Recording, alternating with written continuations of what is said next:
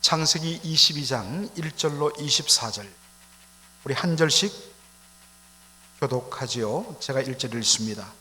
그 일 후에 하나님이 아브라함을 시험하시려고 그를 부르시되 아브라함아 하시니 그가 가로되 내가 여기 있나이다. 여호와께서 가라사대 내 아들 내 사랑하는 독자 이삭을 데리고 모리아 땅으로 가서 내가 내게 지시하는 한 산 거기서 그를 번제로 드리라. 아브라함이 아침에 일찍이 일어나 나귀를 안장에 지우고 두 사환과 그 아들 이삭을 데리고 번제에 썰 나무를 쪼개어 가지고 떠나 하나님의 자기에게 지시하시는 곳으로 가더니 제3일에 아브라함이 눈을 들어 그곳을 멀리 바라본지라. 이에 아브라함이 사환에게 이르되 너희는 나귀와 함께 여기서 기다리라. 내가 아이와 함께 저기 가서 경배하고 너희에게로 돌아오리라 하고, 아브라함이 이에 번제나무를 취하여 그 아들 이삭에게 지우고 자기는 불과 칼을 손에 들고 두 사람이 동행하더니 이삭이 그 아비 아브라함에게 말하여 가로되 내 아버지여 하니 그가 가로되 내 아들아 내가 여기 있노라. 이삭이 가로되 불과 나무는 있거니와 번제할 어린 양은 어디 있나이까. 아브라함이 가로되 아들아 번제할 어린 양은 하나님이 자기를 위하여 친히 준비하시리라 하고 두 사람이 함께 나아가서 하나님이 그에게 지시하신 곳에 이른지라. 이에 아브라함이 그곳에 단을 쌓고 나무를 벌려놓고 그 아들 이삭을 결박하여 단 나무 위에 놓고 손을 내밀어 칼을 잡고 그 아들을 잡으려 하더니 여호와의 사자가 하늘에서부터 그를 불러 가라사대 아브라함아 아브라함아 하시는지라. 아브라함이 가로되 내가 여기 있나이다 하매 사자가 가라사대 그 아이에게 내 손을 대지 말라. 아무 일도 그에게 하지 말라. 네가 네 아들 내 독자라도 내게 아끼지 아니하였으니 내가 이제야 네가 하나님을 경외하는 줄을 아노라. 아브라함이 눈을 들어 살펴본즉 한 수양이 뒤에 있는데 뿔이 수풀에 걸렸는지라. 아브라함이 가서 그 수양을 가져다가 아들을 대신하여 번제로 드렸더라. 아브라함이 그 땅 이름을 여호와 이레라 하였으므로 오늘까지 사람들이 이르기를 여호와의 산에서 준비되리라 하더라. 여호와의 사자가 하늘에서부터 두 번째 아브라함을 불러 가라사대 여호와께서 이르시기를 내가 나를 가리켜 맹세하노니 내가 이같이 행하여 네 아들 네 독자를 아끼지 아니하였은즉 내가 네게 큰 복을 주고 내 씨로 크게 성하여 하늘의 별과 같고 바닷가의 모래와 같게 하리니 내 씨가 그 대적의 문을 얻으리라. 또 내 씨로 말미암아 천하 만민의 복을 얻으리니 이는 네가 나의 말을 준행하였음이니라 하셨다 하니라. 이에 아브라함이 그 사환에게로 돌아와서 함께 떠나 부엘세바에 이르러 거기 거하였더라. 아브라함에 고하여 이르기를 밀가가 그대의 동생 나홀에게 자녀를 낳았다 하였더라. 그 맏아들은 우스요 우스의 동생은 부스와 아람의 아비 그무엘과 게셋과 하소와 빌다스와 이들랍과 보두엘이라. 이 8사람은 아브라함의 동생 나홀의 처 밀가의 소생이며 보두엘은 리브가를 낳았고 다같이요 나홀의 첩 로마라 하는 자도 데바와 가함과 다스와 마가를 낳았더라. 아멘.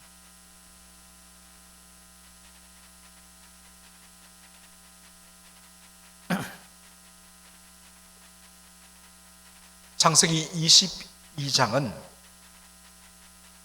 어떤 의미에서 아브라함의 모든 생애, 창세기 12장부터 쭉 이어진 아브라함의 모든 생애를 어떤 의미에서는 결정짓는 아주 중요한, 이것이 단순히 바로 이 시점 한 시점에 일어난 사건이라기보다는 시점은 그때 일어났지만 그의 앞선 모든 삶이 차곡차곡 쌓여져서 일어난 사건으로 봐야 합니다.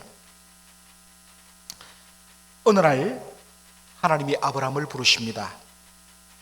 아브라함아, 예, 제가 여기 있나이다. 너는 내 아들 내 독자 이삭을 데리고 모리아 산으로 가서 내가 지시하는 곳에서 그를 잡아 나에게 번제로 태워서 번제로 바쳐라.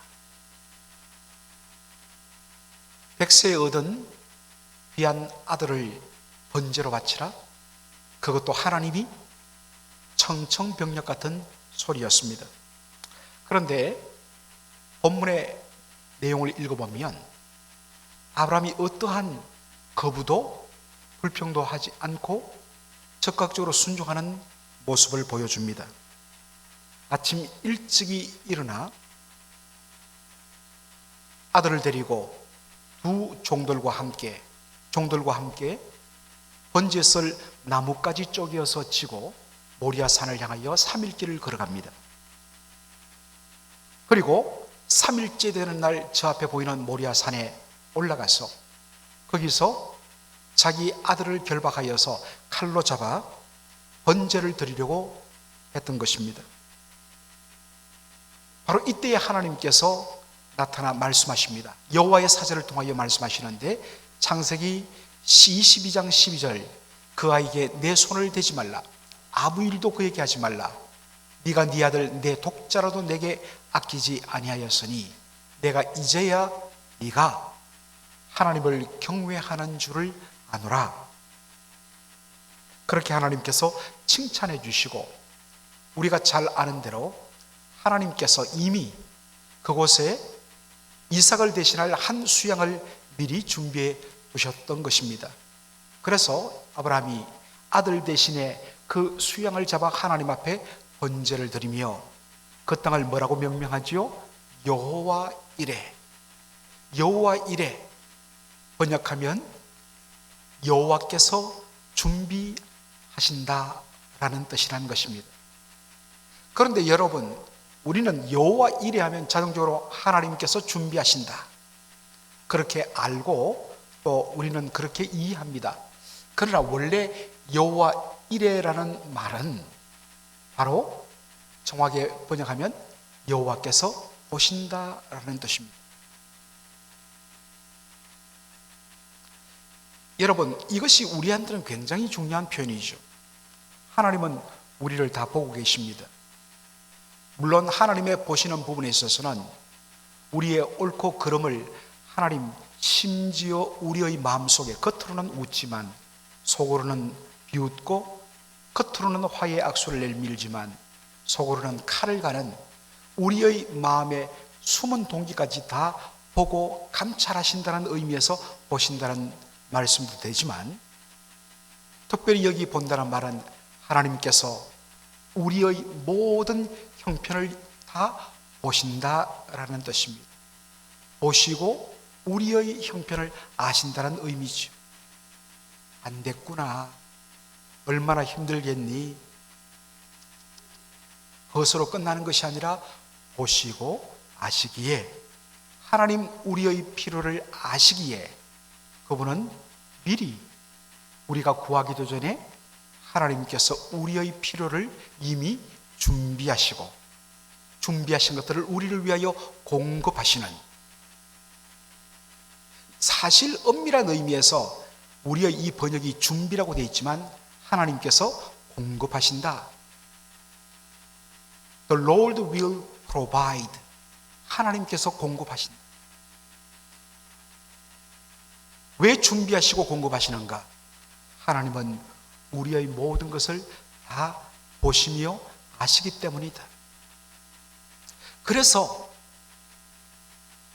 하나님이 보셨고 아셨고 그리고 내가 구하기도 전에 하나님께서 이 모든 것들을 예비하셨다가 공급하신다는 그 감격을 그가 여호와 이레라 그렇게 그가 고백한 것이죠. 오늘도 하나님께서 우리 각자의 삶 속에 여호와 이레의 하나님으로 나타나시며 역사하실 줄을 믿습니다.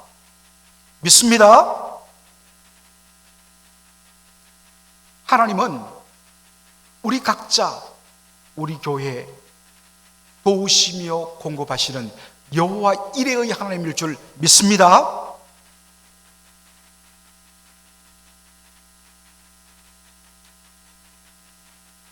아멘 했으면 이제 더 온전히 신뢰해야 합니다. 더 이상 딴소리를 해서는 안 돼요.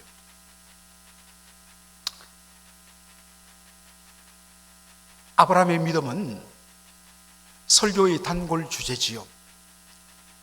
결국 우리 기독교 메시지의 핵심은 믿음, 소망, 사랑 아니겠습니까? 제가 다음 주일날 그 부분에 대해서 말씀을 좀 전하려고 하는데, 그러다 보니까 자연적 믿음에 대한 메시지가 많이 나옵니다. 그 중에서 믿음하면 우리가 꼽는 대표 인물이 바로 아브라함이죠. 백세에 얻은 정말 귀한 독자를 바치라는 하나님의 말씀에 온전히 순종하는, 그래서 아브라함의 믿음과 같이 우리도 하나님 앞에 온전히 순종하자.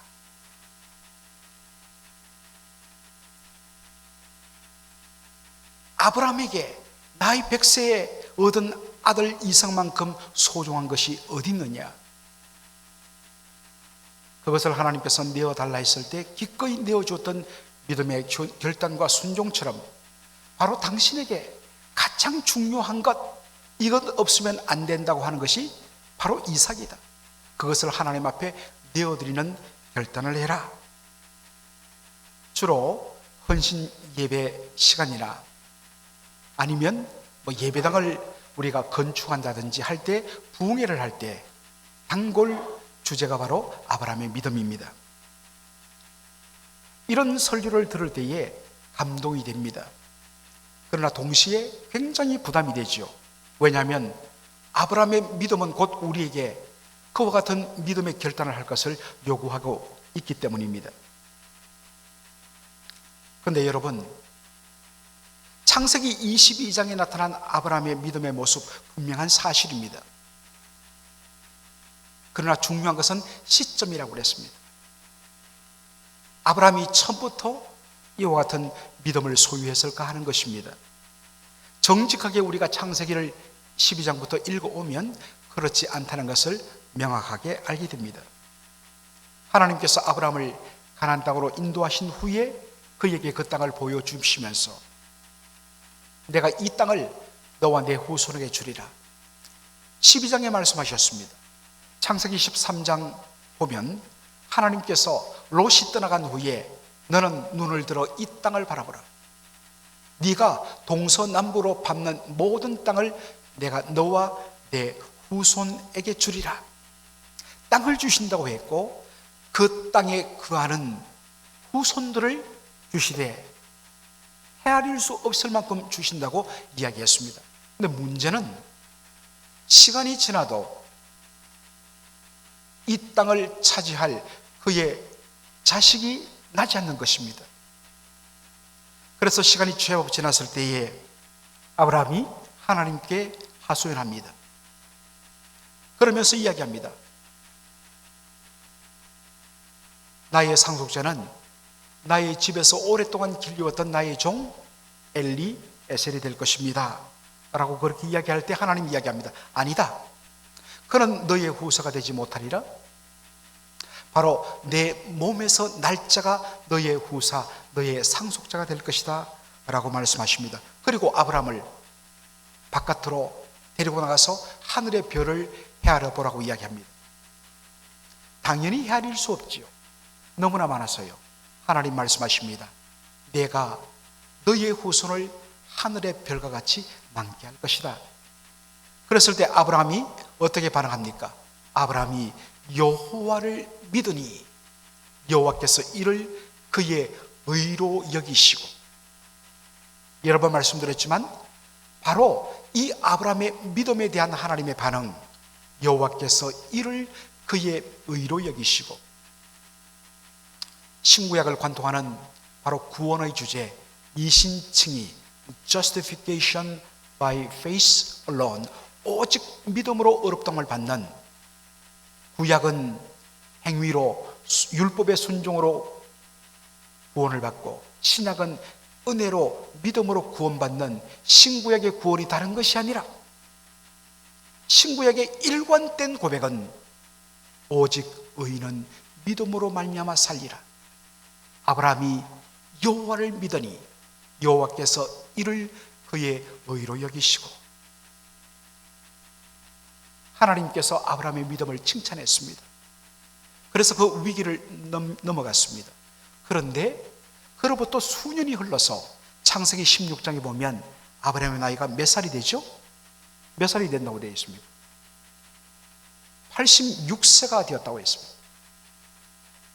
그런데도 하나님께서 약속하신 자신을 이어갈 후사 아들의 소식은 없습니다.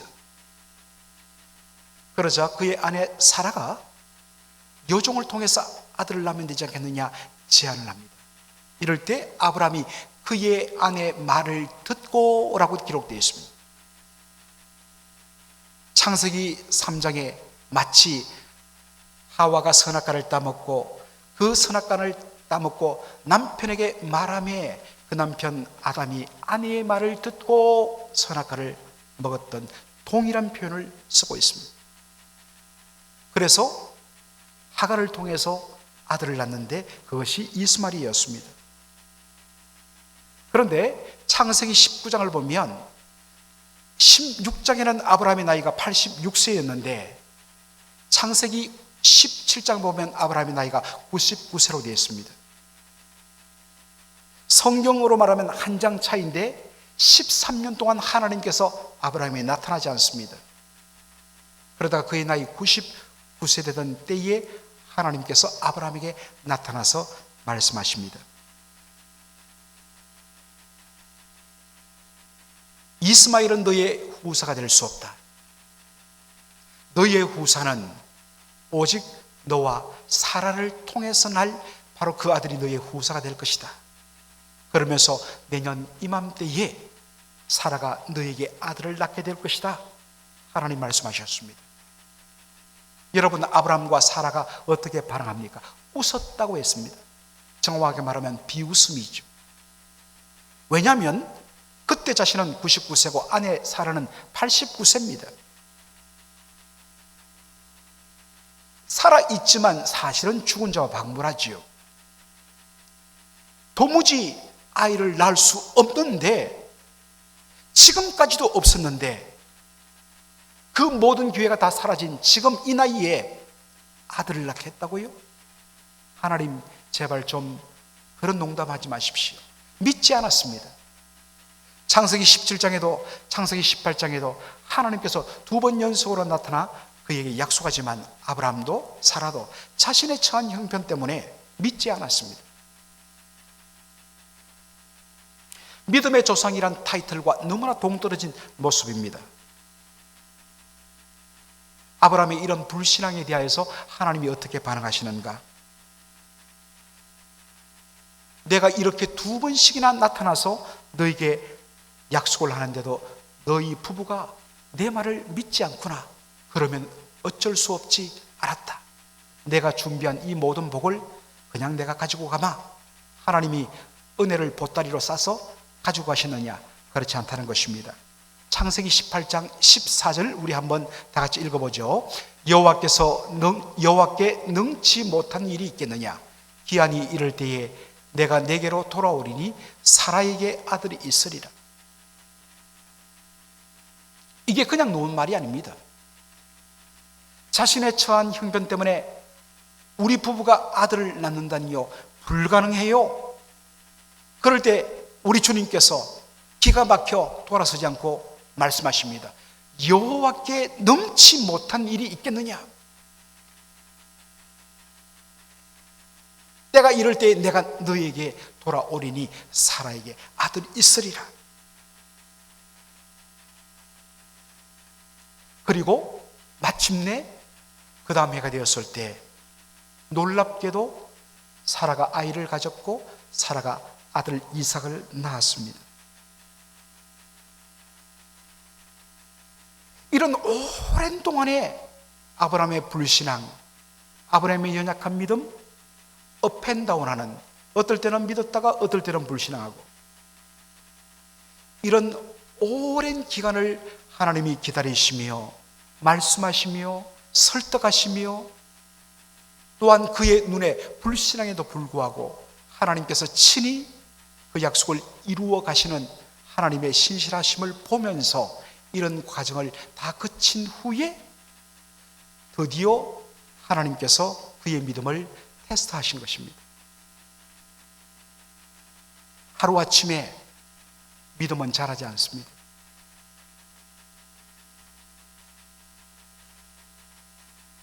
한 사람의 신자가 정말 하나님의 말씀에 반응하는 수준에 이르기까지는 오랜 시간이 걸립니다. 하나님은 처음부터 우리에게 너에게 가장 소중한 것을 바치라 하지 않습니다. 하나님은 우리의 믿음을 훈련시키시고 준비시키고 난 후에 우리에게 말씀의 요구를 하신다는 사실입니다. 그러나 이렇게는 살펴볼 필요가 있습니다. 적어도 토요 새벽에 나오는 믿음 정도가 된, 오랫동안, 아니 한평생 동안 믿어온, 적어도 여기 있는 분들은 최소한도 가장 믿음의 연주가 짧은 분이 몇십 년이 될 것입니다.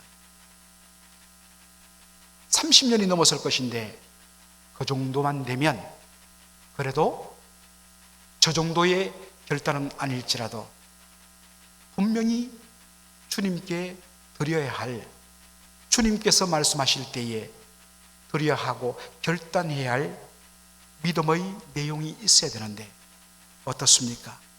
여전히 여러분은 창세기 12장의 아브라함의 상태에 머물러 있지는 않느냐 하는 것입니다. 오늘 말씀을 보면서 그러한 우리의 모습을 살필 필요가 있다는 것입니다. 창세기 22장 5절 보면 아브라함이 그의 아들 독자 이삭을 바치라는 하나님의 말씀에 그가 믿음으로 반응했던 그 내용들을 우리는 살펴보게 됩니다. 창세기 22장 5절 다 같이 한번 읽어보겠습니다. 이에 아브라함이 사환에게 이르되 너희는 나귀와 함께 여기서 기다리라. 내가 아이와 함께 저기 가서 경배하고 너희에게 돌아오리라. 함께 갔던 그의 종들에게 적어도 2사람 이상의 복수가 따라갔는데 말합니다. 여기에 나귀와 함께 머물러 있으라. 언제 동안? 내가 나의 아들 함께 저기 가서 하나님 앞에 제사를 드리고 올 동안 기다리고 있으라. 그 다음에 중요한 말입니다. 우리나라 성경에는 사실 이런 부분들을 부각이 안 돼요. 이게 이제 어떤 면에서는 언어적인 특징의 차이로 우리 한국 언어가 굉장하게 무엇을 꾸미고 표현하는, 소개하는 그 형용사는 발달되어 있는데 이런 인칭 대명사는 잘 표현을 못해요. 영어는 정확하죠. 히브리어도 정확합니다. 뭐라고 되어 있습니까? 그저 저기 가서 경배하고 너희에게 돌아오리라. 주어가 없어요. 그런데 영어 성경을 보면 어떻습니까? 내가가 아니라 we입니다. 우리가 we will worship and then we will come back to you. 우리가 가서 하나님을 예배하고 그리고 우리가 너희들에게로 함께 돌아오겠다. 여러분, 우리는 뭐를 말합니까? 그렇죠. 지금 하나님 앞에 번제를 드리러 가는 아브라함과 이삭 둘을 포함한 것이 우리입니다. 지금 아브라함은 하나님의 말씀을 순종하기 위해서 번제로 아들 이삭을 바치기 위하여 모리아 산으로 가고 있습니다. 그런데 그가 이야기합니다. 우리가 예배하고 우리가 너희들에게로 돌아오겠다. 여러분, 아브라함이 왜 이렇게 이야기했을까요? 아브라함의 믿음을 최종적으로 요약 정리한 것이 히브리서 11장 17절로 19절입니다. 우리 다 같이 한번 읽어보겠습니다. 아브라함은 시험을 받을 때에 믿음으로 이삭을 드렸으니 저는 약속한 자로 돼 그 독생자를 드렸느니라. 저에게 이미 말씀하시기를 내 자손이라 칭할 자는 이삭으로 말미암으리라 하셨으니 저가 하나님이 너희 죽은 자 가운데서 다시 살리실 줄로 생각한지라. 비유컨대 죽은 자 가운데서 도로 받은 것이니라. 하나님이 이삭을 주시면서 뭐라고 말씀하십니까? 너의 후손이라, 너의 씨라, 너의 후사라고 일컬을 자는 이삭으로 말미암으리라. 그래서 주신 것이 이삭이었습니다. 만일 이삭이 이대로 죽어서 끝나버리면 어떻게 됩니까? 내 자손이라 칭할 자는 이삭으로 말미암으리라는 이 하나님의 약속, 아브라함 너의 후손이 하늘의 별과 같이 많을 것이다. 하나님의 이 말씀은 절대로 이루어질 수 없는 거짓이 되고 말기 때문입니다. 이삭이 죽으면 하나님의 약속은 이루어질 수가 없습니다. 아브라함은 그 약속을 하신 하나님, 그분은 신실하신 분이심을 믿었습니다. 사실은 아브라함이 믿지 않을 때도 그 오랜 기간 동안 하나님이 아브라함을 참으시며 아브라함을 설득하시며 사건마다 일마다 아브라함에게 하나님은 아브라함의 온전하지 못한 믿음에도 불구하고 그분은 늘 한결같이 그분의 말씀에 약속에 신실하신 분임을 보여왔기 때문입니다. 그 결과가 이삭이었습니다. 아브라함은 이 신실하신 하나님을 믿었습니다. 하나님의 약속이, 하나님의 말씀이 이해가 되지 않았습니다. 그러나 한 가지 확신한 것은 말씀하시는 그분은 신실하시다. 그래서 아브라함이 이삭을 바치기로 결정하고 산 위에 올라갔을 때 어떤 생각까지 했느냐? 히브리서처럼 해석합니다. 하나님 말씀하셨기 때문에 하나님은 능히 죽은 자 가운데서 다시 살리실 줄을 생각한지라. 내가 심지어 내 아들 이삭을 번제로 바치기 위하여 칼로 쳐 죽여서 하나님께 바칠지라도 하나님 그런 후에 다시 이삭을 살려서라도 그 말씀을 지킬 것이란 믿음 때문에 이삭을 바치기로 결단했다는 것입니다. 참된 믿음은 순간적인 감정적인 충동이 아니라 하나님의 약속에 대한, 약속하신 그분의 신실하신 성품에 대한 신뢰, 이것이 믿음이라는 것입니다.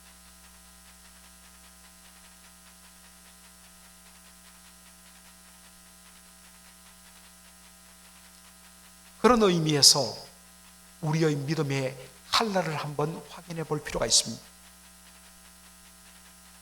우리가 믿는다고 했을 때 그 믿음은 무엇에 근거하고 있는가 하는 것입니다.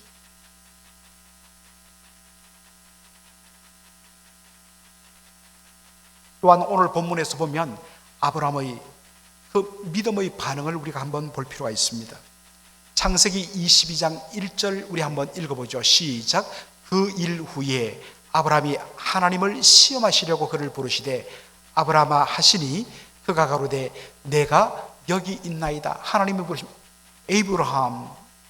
그러니 아브라함이 어떻게 반응합니까? Here I am. 제가 여기 있습니다. 여러분, 이 Here I am, 제가 여기 있습니다, 아브라함이 이 앞에 있기 때문에 Here I am 했을까요? 여러분, 이 동일한 표현이 어디에 나오느냐? 이사야 6장 8절에 나와요. 다 같이 읽겠습니다. 내가 또 주의 목소리를 들은 적 이르시되 내가 누구를 보내며 누가 우리를 위하여 갈고 그때에 내가 가로되 내가 여기 있나이다. 나를 보내소서. 여기에도 Here I am, send me. 하나님이 정말 죄악된 이스라엘의 현실을 바라보면서 우리가 도대체 누구를 보내야 되느냐? 하나님 탄식할 때 은혜 받은 이사야가, 하나님의 영광의 임재를 맛본 이사야가 하나님 앞에 나옵니다. 하나님, 제가 여기 있습니다. 저를 보내십시오. 따라서 Here I am, 제가 여기 있습니다 하는 것은 단순히 내가 이 자리에 있다는 의미가 아니라 주님 마음대로 주의 뜻대로 쓰십시오. 절을 드리겠습니다. 아브라함은 하나님의 말씀을 듣고서 내가 들어보고 내가 할 수 있으면 하고 할 수 없으면 안 한다. 모든 판단의 근거와 기준을 자신에 두지 않았습니다. 들어본 후에 내가 결정하게 하겠다 말하지 않았습니다. 첫 마디가 부르심의 Here I am. 말씀하옵소서 주의 종이 듣겠나이다. 바로 그 내용인 것입니다. 무슨 말씀을 하시든지 주님의 말씀에 온전히 따르겠습니다 하면서 하나님 앞에 백지수표를 맡겨드린 것입니다. 하나님 거기에 쓰신 대로, 백지수표란 것은 거기에 숫자를 쓰는 대로 그대로 값어치가 되는 것 아니겠습니까? 우리 예수 믿는 모든 사람들은 바로 주권자이신 하나님 앞에 백지수표를 내어놓고서 살아야 되는 사람입니다.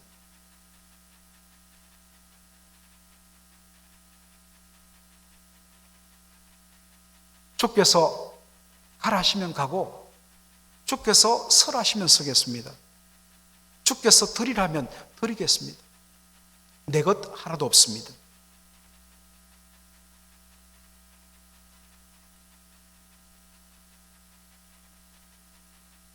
내 뜻대로 마옵시고 주님 뜻대로 하옵소서. 여러분, 이 고백의 백미 결정판 무엇입니까? 예수님의 겟세마네 동산의 기도 아닙니까? 아버지여 내 뜻대로 마옵시고 주님 뜻대로 하옵소서. Here I am. 그리고 묵묵히 십자가 대속의 죽음을 당하신 예수님의 모습입니다. 그 은혜로 말미암아 오늘 주님의 제자가 되고 하나님의 백성이 된 우리에게도 동일하게 주님은 하나님의 부르심에 Here I am, 제가 여기 있습니다, send me, 나를 보내시고 나를 사용하여 주옵소서 반응할 것을 요구하고 계십니다. 사실은 아브라함의 믿음에 가려진 이삭의 모습을 우리는 주목하지 않습니다. 창세기 22장 9절로 10절 보면 하나님이 그에게 지시한 곳에 이른지라 이에 아브라함이 그곳에 단을 쌓고 나무를 버려놓고 그 아들 이삭을 결박하여 단나무 위에 놓고 손을 내밀어 칼을 잡고 그 아들을 잡으려 하더니, 여러분 이때 이삭의 나이는 대략 10대 후반이었을 것입니다. 아버지 아브라함의 나이는 120살이 가까웠을 것입니다. 우리 아버지 노망되셨다고 120살 된 그 노인을 이 10대 후반의 건장한 청년이 밀치고 얼마든지 도망칠 수 있었습니다. 그런데 이삭은 아버지의 이해할 수 없는 행동을 그냥 받아들였습니다.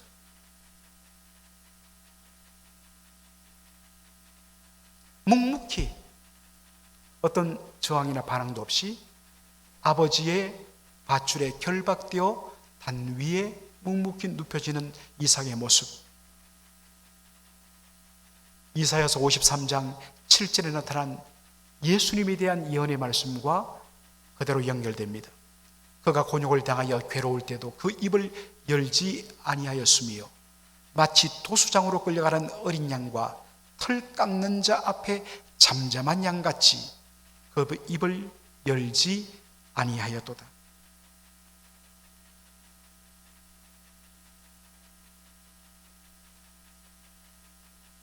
여러분, 우리는 너무 쉽게 입을 열지 않습니까? 조금만 억울해도, 조금만 분해도 우리는 견딜 수 없어 왜 내냐고, 왜 내가 해야 되냐고 난리를 부리는 우리의 모습들을 우리는 보게 됩니다. 이삭의 이 모습 앞에서, 그리고 이 이삭이 그림자로 보여주는 예수님을 바라보면서 우리는 다시 한 번 더 우리 자신을 봐야 됩니다. 털 깎는 자 앞에서 잠잠한 양같이 그 입을 열지 않고 묵묵히 받아들이는 예수님의 모습, 이삭을 통하여서 우리는 보게 됩니다. 예수님은 자신을 체포하러 오는 자들을 얼마든지 물리칠 수 있었습니다. 그런데 예수님 뭐라고 반응하십니까? 순순히 잡혀가면서 내가 하늘의 12영, 한 영은 레지온은 6천 명의 군대로 이루어진 로마의 군대 조직인데 12영, 헤아릴 수 없는 수천 수만의 천군 전사를 동원할 수 있지만 예수님은 그것을 쓰지 않고 묵묵히 십자가에 달려 돌아가셨습니다. 십자가 밑에서 네가 진짜 하나님의 아들이라면 십자가에서 내려와 증명해봐라. 비아냥과 조롱과 침뱉음에 대하여 예수님 1절 반항하지 않았습니다. 묵묵히 잠잠히 공의로 심판하실 하나님 앞에 맡기고 자신에게 주어진 일, 십자가에서 묵묵히 그 고난을 감당하셨습니다. 주님의 제자들에게 요구되는 모습이죠. 우리가 각자 자기의 분량대로 자기 자리를 잘 지키며 묵묵히 감당하면 되는 것입니다. 자기가 제대로 감당하지 않고서 자꾸만 옆을 바라보면서 누구 탓해서는 안 되는 것입니다. 그건 주님의 제자의 모습 아니에요. 심지어는 억울한데 그 억울함을 내 힘으로, 내 분기로 풀려면 오히려 문제는 더 커집니다. 십자가의 모습이 아니에요. 이해되지 않았지만 아버지의 행위에 묵묵히 잠잠히 입을 열지 않고 순복했던 이삭처럼 털 깎는 자 앞에 잠잠한 양같이 입을 열지 않고 묵묵히 십자가를 감당했던 예수님처럼 주님께서 오늘 저와 여러분에게 요구하는 믿음의 모습입니다. 너의 믿음이 무엇이냐? 말이 아닌 행동으로 보여라. 오늘 우리는 너무나 말이 많은 시대를 살고 있습니다. 말은 많은데 헌신이 없어요. 그 말을 믿음의 행동으로 여러분 보여야 합니다. 살아가면서 우리가 왜 억울한 일이 없겠습니까? 왜 이해되지 않은 일들이 없겠습니까? 훨씬 더 많죠. 그러나 분명 거기에 하나님의 뜻이 있다. 지금은 이해되지 않고 보이지 않고 잡히지 않으면 주님의 뜻이 있다. 우리가 해야 할 것은 잠잠히 침묵정진 여주동행, 잠잠히 주와 함께 동행하며 묵묵히 앞으로 나가는 것, 이것이 우리의 믿음의 바로 모습이란 것입니다. 오늘 이 아브라함의 이야기를 통해서 다시 한 번 더 아브라함, 이삭이 아닌 사실 그분들보다 더 위대하신 우리 주 예수님을 바라보면서 우리의 믿음의 분명한 길을 다시 한 번 더 점검하고 결단하는 저와 여러분 되기를 주의 이름으로 축원합니다. 아멘.